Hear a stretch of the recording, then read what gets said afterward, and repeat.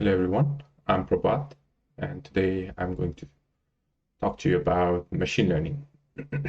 A little bit about myself. I graduated and finished my PhD from Seoul National University, and starting next year, from January, I'll be starting a postdoc at Harvard University.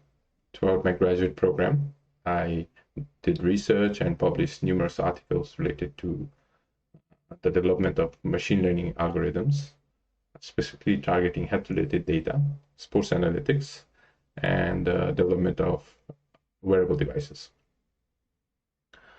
In this lecture, we will be talking about what actually is machine learning and what would be different application areas where machine learning can be used. And finally, we'll be talking about different types of machine learning that are being used right now. Rather than going really deep into the mathematics or the background of different algorithms, I would be talking more of this video would be more of an intuitive explanation of what machine learning is.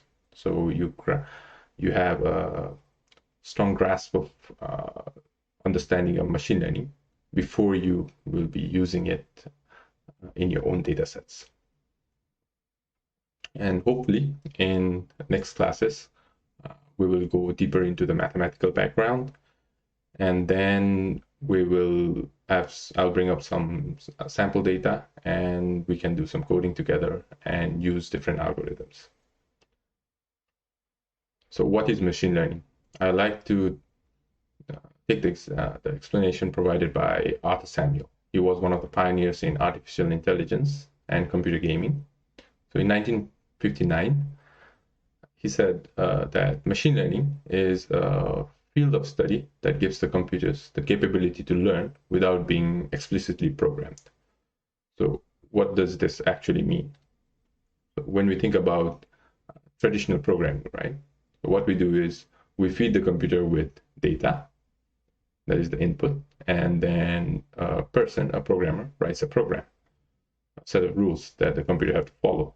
And then the computer follows that program and gives a certain output.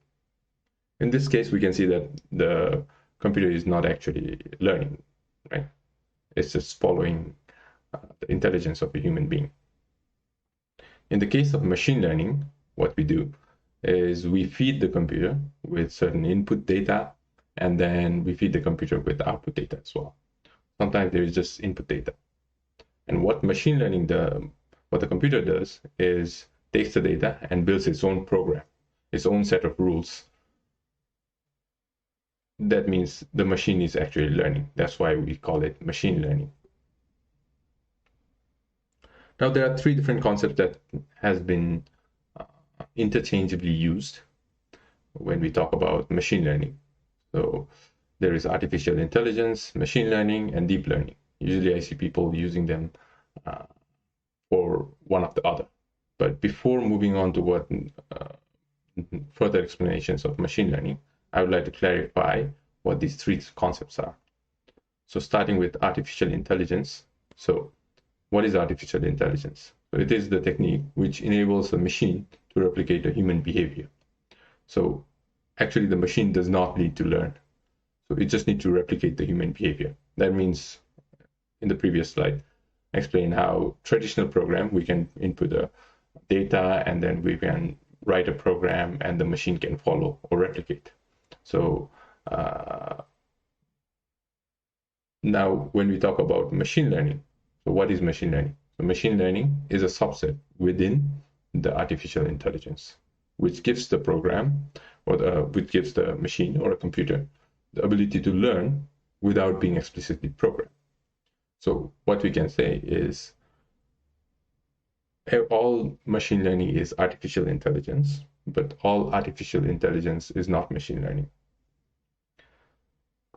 Then when we move on to deep learning, so this has been a very hot topic these days. So what is deep learning? So deep learning is another subset within machine learning. So it is an algorithm of machine learning. What it does is it builds multiple layers of neural networks that mimics the learning process of a human brain.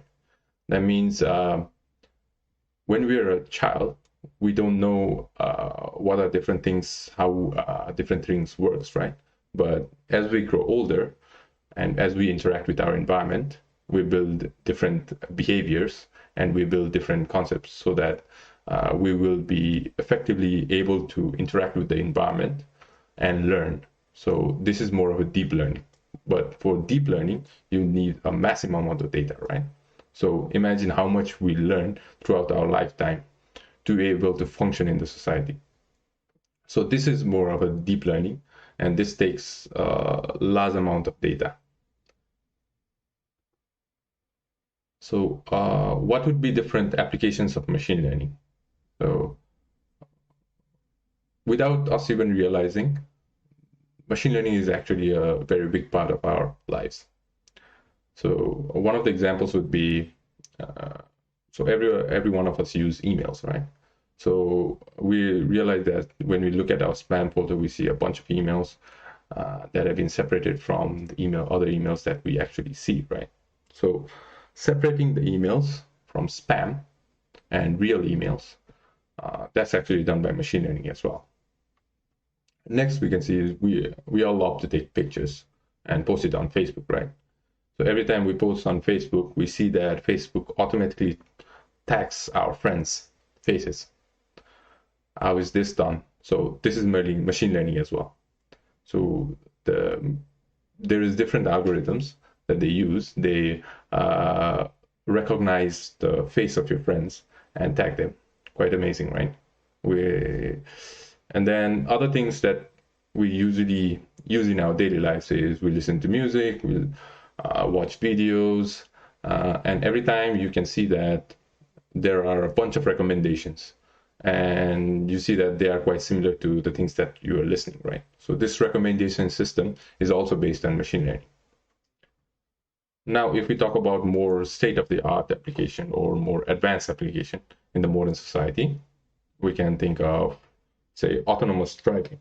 So these days we see Tesla. So Tesla cars, they're driving themselves, right? How is this possible? So this is possible because of machine learning as well.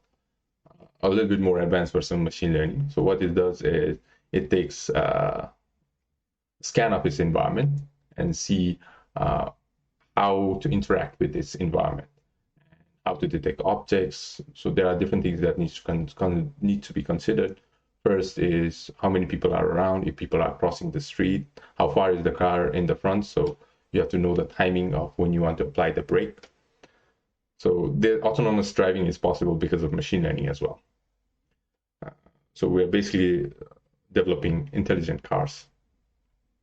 Next is in healthcare. So how is machine learning being used in healthcare?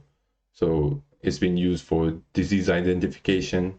We're using medical images, and we are finding new type of diseases or building techniques that we can just look at the pictures of different scans, and we can relate them with specific ailments or symptoms of patients, and we can identify easily that these patients have certain types of diseases.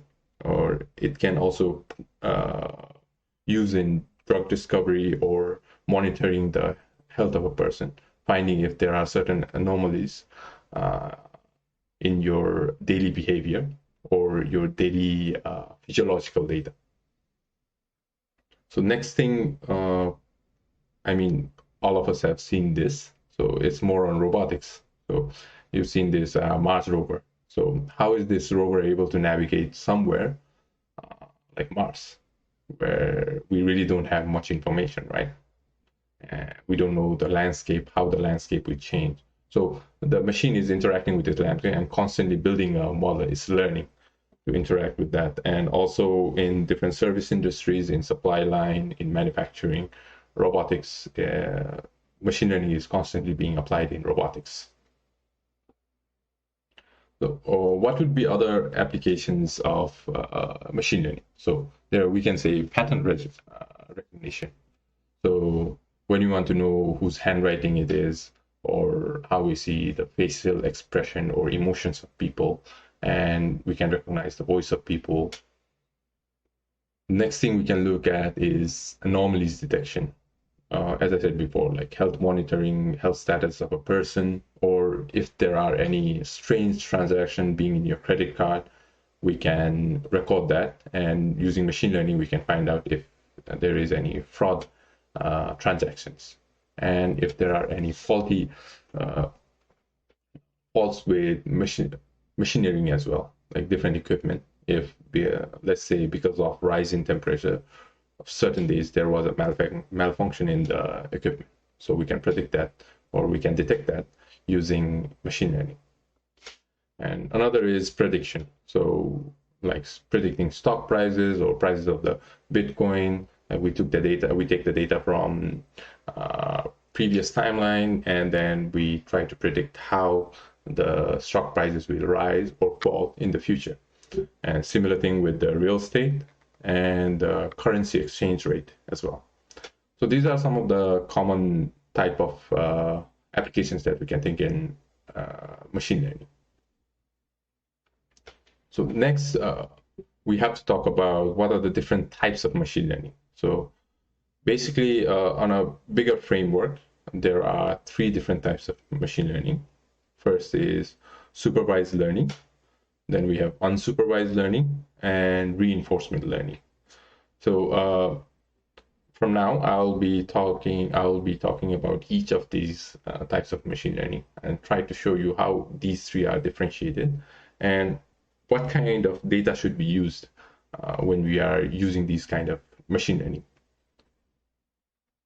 So first is supervised learning. We can see it from the name, supervised. That means under somebody's supervision, right? So let's take an example of if we want to recognize these 3 pictures. Right now we can see that first one is human, then there is dog, then there is cat. Now we would like the machine to read these 3 pictures and identify if we give another type of picture similar of a dog or a human or a cat. We would want them to learn and recognize the picture again. So in supervised learning, what we do is we actually tell the machine, all right, this is human, this is dog, this is cat. Now go and just recognize the different features of these pictures. Let's say nose, eyes, ears, and you build your own algorithm or own program to find out if we give you a new picture, to find out if it's a human or a cat or a dog. So basically what we do is we are giving the answers to the machine. So we have input, we have output, and the machine builds them.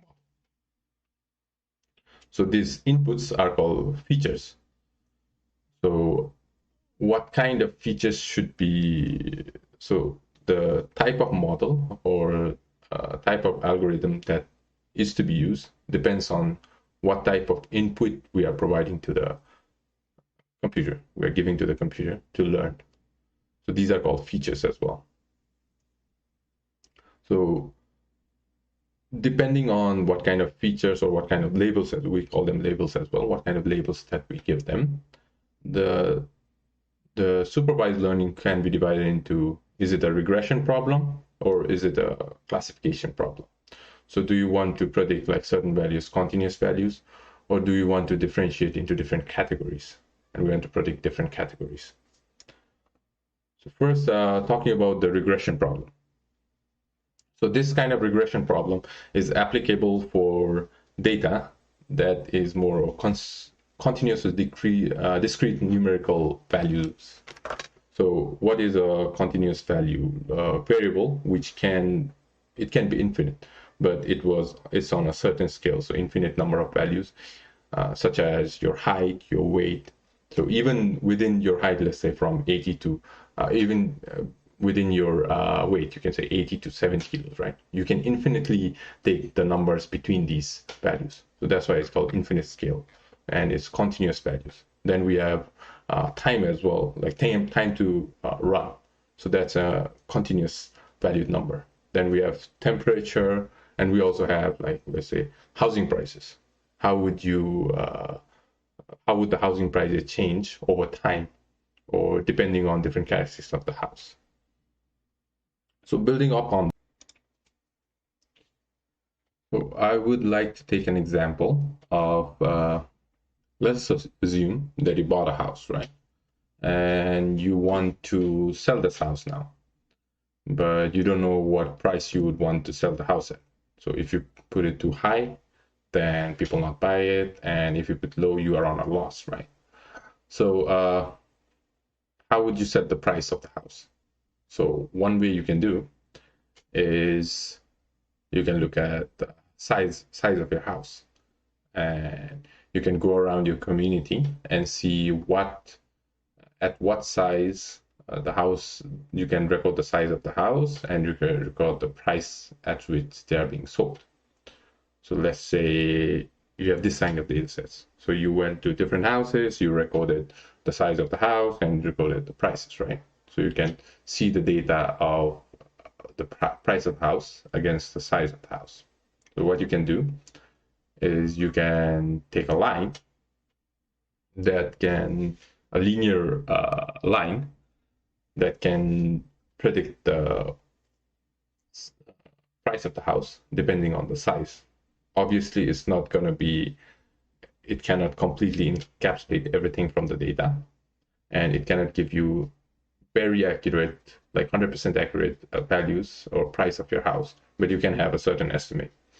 So this is called linear regression. So this is, we are using the data, continuous data, and we are trying to predict the continuous data, the price of the house with the size of the house. And now you can have a certain estimate of what price you need to sell the house if you, depending on the size of your house. And so this is a regression problem. And what we have done here is linear regression. So we can use different other type of regression as well. We can use curvilinear regression, curve line to encapsulate more of the data so we can increase the accuracy. So this is a regression problem. Now we have classification problem. What kind of data or what kind of variables we use during the classification problem? So we use categorical data. That means data with a finite number of categories. For example, what you can do is we can take emotions of people. So happy, neutral, sad. So we can try to find, depending on different characteristics of a person, we can try to predict if the person is going to be happy, sad, or he will not have any feelings at all and he'll be neutral. Then again, the problem that I showed before. So you can try to classify different pictures into different categories. So human, if the picture is human, or it is a dog, or it is a cat. The other thing that you can use is, this is more into the health sector. So you can look at the tumor, cancerous tumor, and see if this tumor is benign. That means it is cancerous, or it is not cancerous, or malignant. That means it is cancerous. So it can spread to other cells and at the end give you cancer. So again, building up on that, so I would like to take an example of the classification problem for tumors. So this has been done widely, and this is a very common example. And what you do is, a very good indicator of if the tumor is benign or malignant is if you have cancer, or if the tumor is not cancerous, is the size of the tumor. So let's say we take the tumor records of, let's say we have 10 different patients, and we look at their data, and we see that 1, 2, 3, 4, 5 are benign. So this tumor of this size were benign, and they were not cancerous at all. And then we have 1, 2, 3, 4, 5 different people who had larger sized tumors and were more cancerous. So at this point, so we need to find if this is benign or malignant. So what we do is we put them in one line, and we try to find a certain threshold above which it can be most of it is malignant, and below which most of it is benign. So we have classified it into two different parts. So according to our model right here, and according to this data, we build a model that said like, okay, tumor size below this line would all be benign. That means it would not be cancerous, and above it is will be more cancerous. So obviously there are some data set that does not conform with our model, right? So there is few red points that are within the benign section, and one of the green points are in the malignant section. So this would be more of an error of our model. So our model is not perfect, but we can see that on with a really good accuracy, we can we can classify if tumor is benign or malignant. Of course, the features can be multidimensional. So there are not just going to be one features. We can use a lot of features to increase the prediction or classification capability of our model. So in the case of tumor size, we can also use another variable like age, which is a continuous variables, and we try to increase the classification of if the tumor is benign or if it is malignant. Similarly, we can use different other features can be used, like if the thickness of the clump, how fast is the tumor growing, or how uniform are the cell size. So even for classification or regression problems, we can continuously add different variables that can affect the prediction rate and increase the prediction or classification capability of the model, and the machine will constantly learn new features and build a better model. So this is overview of the supervised learning. Now moving on to unsupervised learning. So let's go back to the example of these three pictures. So let's say again we want the computer to recognize that these three are human, dog, and cat. But this time we are not going to give the computer any hints or any supervision. So instead, what you can do is we can supply the computer with different a bunch of pictures of humans, of dogs, and of cats. And what machine will do is it will group them together because they have similar kind of features, right? When you're looking at nose, eyes, ears, even the hair, the machine will try to classify it into groups, although the machine doesn't know what kind of feature it is. Is it human, or is it dog, or is it cat? But every time we feed the computer with a new picture, it can directly classify it or group it together with the picture that is most similar with. So this is called more unsupervised learning. That means we are not providing any labels, or we're not giving any information about the input or feature. We're not giving information about the output, what kind of features these are.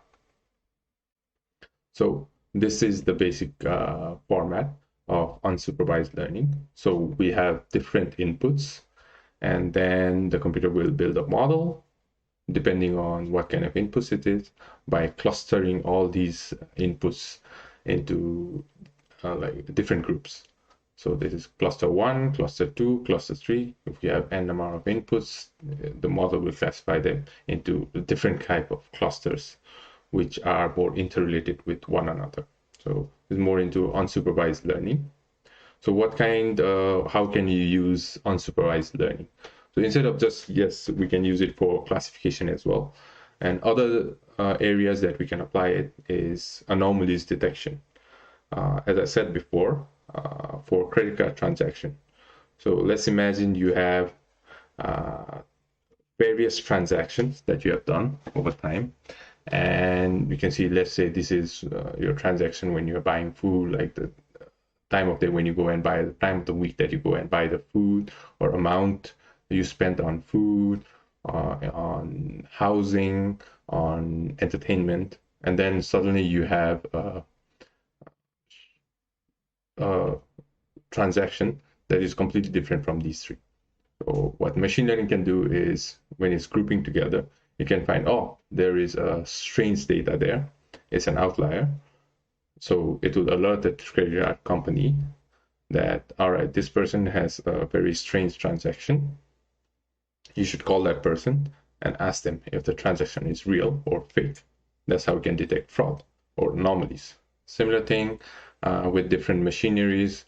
Like I said before, if you have a machine and it's running very hot at certain time of the day, you can see that, all right, there is a temperature spike at certain time of day. That means the machine is malfunctioning, and the mechanic or the person responsible for that machine should check these values. So this is what machine does, and this is the kind of feedback it can give, like for unsupervised learning. And another thing is dimension reduction. So what is dimension reduction? So let's say we have an image right here in this example. So this image has, what we do is, when we are trying to detect what kind of image it is, we use the resolution of the image as the features. So this has, let's say, 784 different dimensions, let's say, different features. So the goal of dimension reduction is we will try to compress the image to a lower dimension, lower number of features, lower number of pictures, and try to see if we can still detect what kind of picture this is. So when we reduce this to 184 different dimensions, 184 different pixels, so it's still, the computer is able to recognize that it's 96% of the original quality. That means it's quite high, right? So it can recognize 96% of the data that it requires to recognize the picture. But if we compress it to even lower number of components or lower number of dimensions, then yeah, we will not be able to see the exact quality. But still, with a large 600 dimension, 600 pixel reduction, we can still recognize the picture.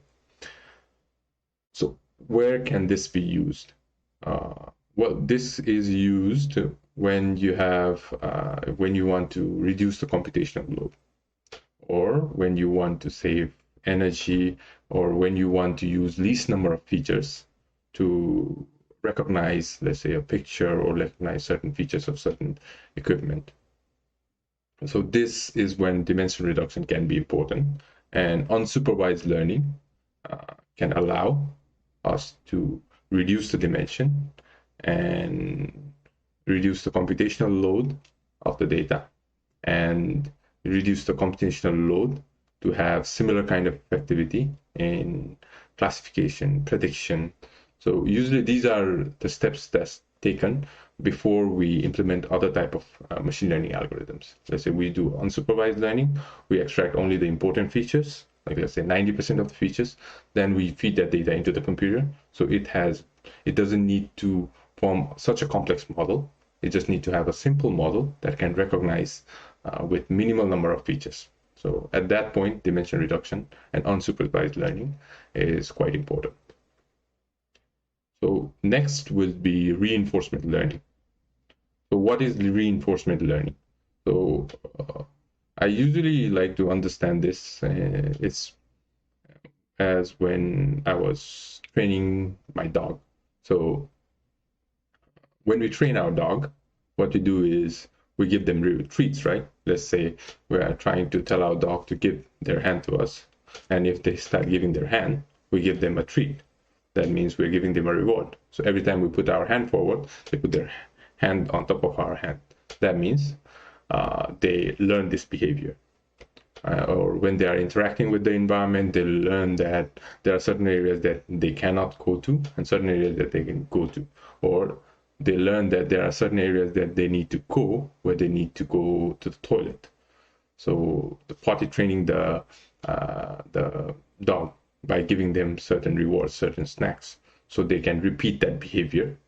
So it's reinforcement learning is something similar to that. Another would be, let's say, training a robot. So when we build a robot, instead of programming every bit part of the robot to do a certain task or to interact with their environment, what we can do is we can let them figure it out themselves. So build a basic program. Then let's say we ask the robot to go to this maze, and then ask the robot to figure out a way outside of this maze. So what will robot do is first it will go inside, it will try to go to the right, but there is a wall. That means there is no reward. So then it will change its way and it will go to the left inside the maze. And similarly, it will try to navigate the whole maze and try to get out of the maze. So that means it's interacting with the environment, and based on what kind of reward it gets or what kind of punishment, that means bumping into wall can be quite painful or can be misleading. So it will learn that, okay, for reward-based behavior, that means for certain behavior, it's getting a reward. So it will learn that behavior and it will learn to navigate its environment. So that is called reinforcement learning. So like I said, reinforcement learning is more of a trial and error method.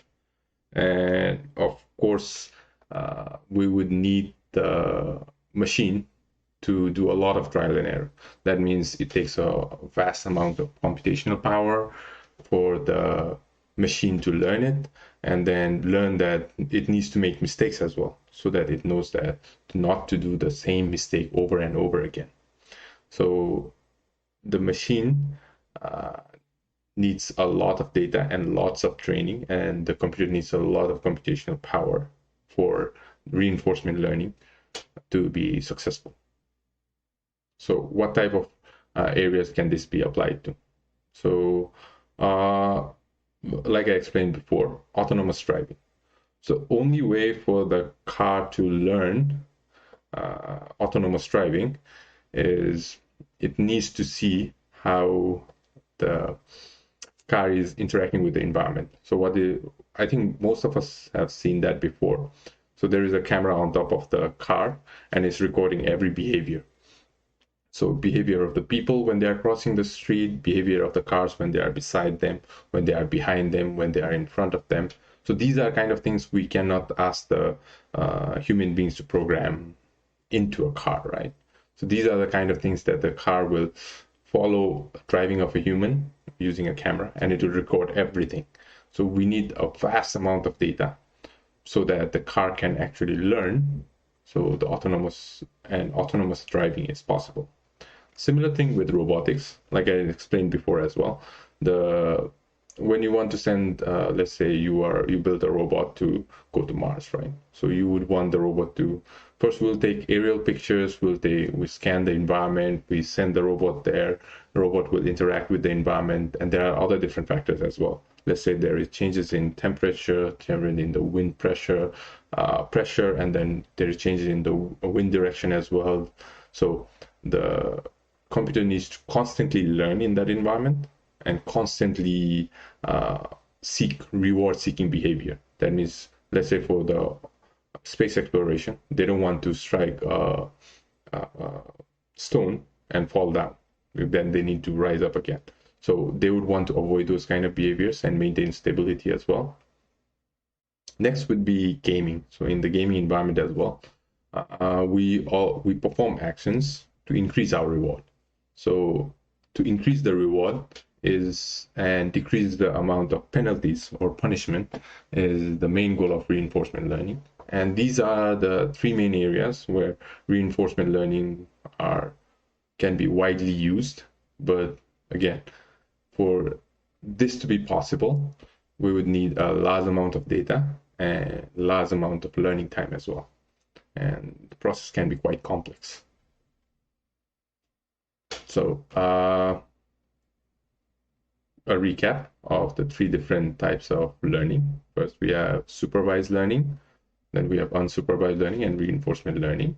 For supervised learning, first thing is we need to label the data, or we need to tell the computer what's the output so that it can learn and it can then build a model according to that. But for unsupervised learning, we don't tell the output. So we just feed the computer with lots of data so we can start classifying different groups And then we have reinforcement learning. So there is really no predefined data for reinforcement learning. So the computer actually has to interact with the environment and then learn from its behavior based on reward and penalty. Again, there is no external supervision for supervised learning. There is external supervision for supervised learning. There is no supervision at all for unsupervised learning and reinforcement learning. And supervised learning is mostly used to forecast outcomes. Like I said, if we want to sell our house, we want to predict what the price we would want to sell, so we can forecast that. We can forecast the prices of the stock.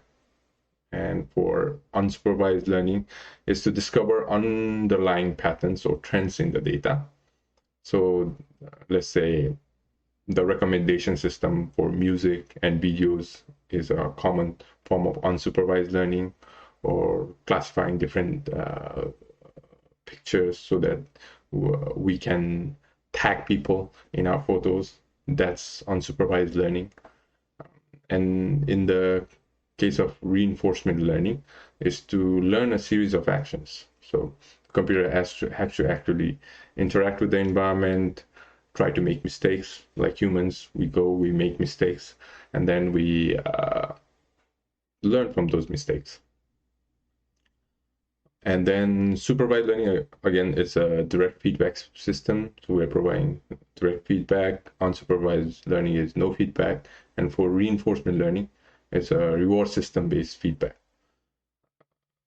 So these are the main differences between the three types of machine learning. So as I said at the beginning, I wanted to give you guys a more intuitive understanding of machine learning and what different type of machine learning are. I hope you guys enjoyed the class. So, and hopefully I can continue these classes and go more deeper into mathematical background, and we can also use some sample data, and we can build models together, or machine learning models together in future classes. Thank you.